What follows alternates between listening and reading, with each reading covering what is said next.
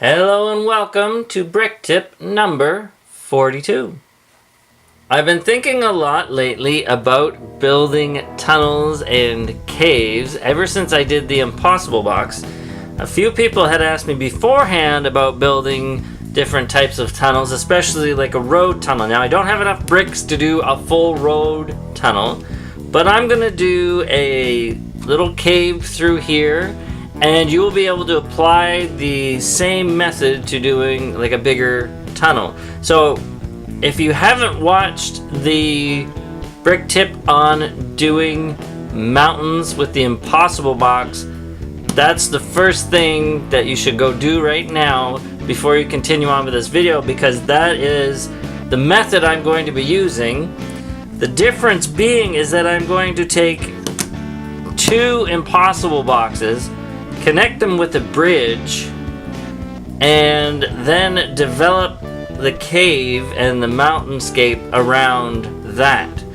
So the big difference to get this to work with two boxes is at the top here I have them connected so that the studs are facing down.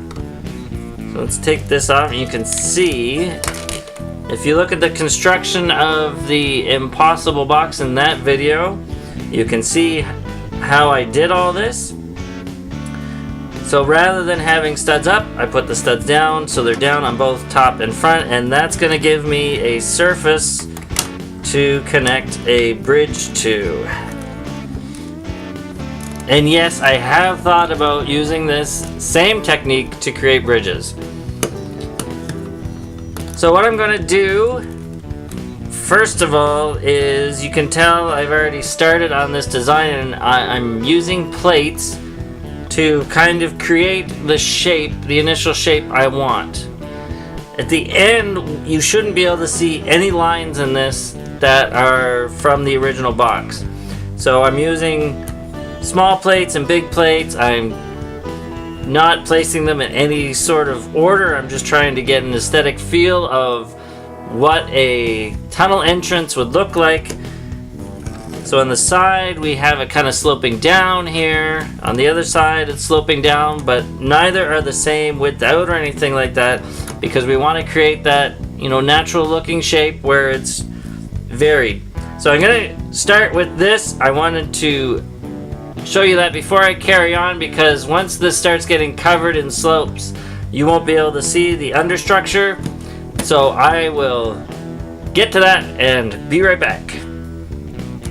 Two columns, I noticed something that was really interesting is that these two sides are exactly half a stud out.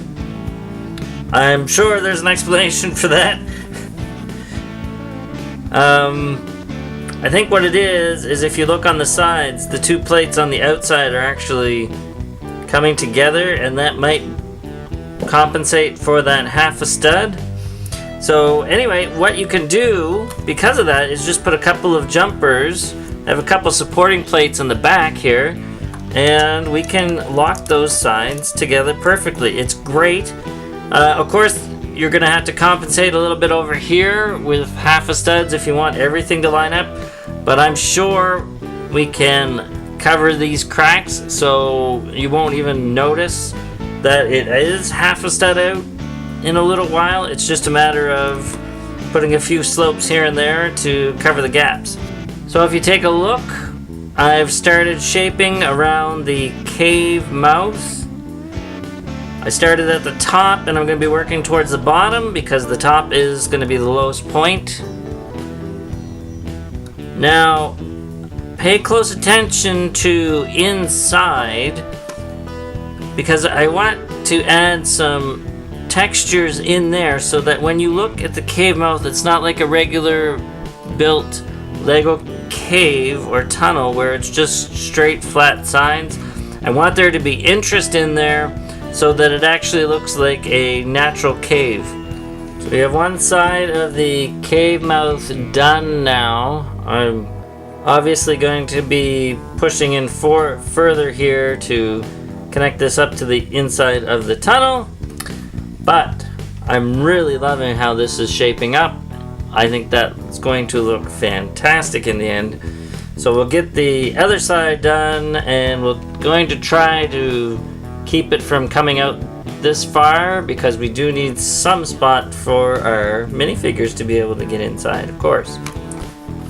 Okay, so I'm liking the front of the cave mouth here. I'm thinking that's pretty good. It'll probably change a little bit, but yeah, I'm liking that shape a lot. So yeah, I'll keep going and frame it around here and kind of give it some more shape and definition, and then get to work on the inside. So we're getting our shape around here now. I'm actually running out of slopes to do this, so what I'm going to do is flip this over and start working on the inside. But all you have to do is carry your shape over like you would naturally. Again, if you go back to that the rock formation video, I explained all how to do that and showed you. So just keep running your shape around until you get what you want. Build up the layers here with some blocks like I've done. Use some plates for shaping, etc. I have completed the inside, well, at least as much as I'm going to do of it. So you can see that it's blocked out from the back there. I have put a lot of slopes and a lot of interesting angles in there. I really haven't worried at all about gappage on the inside. Nobody's going to be being able to take a look at that. Let's just knock this piece off back here, and that'll give you a better view.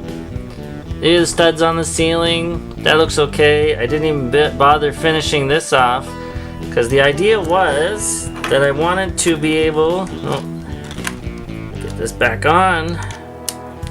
I wanted to be able to look through the mouth of the tunnel and not see where the walls and the ceiling and everything are.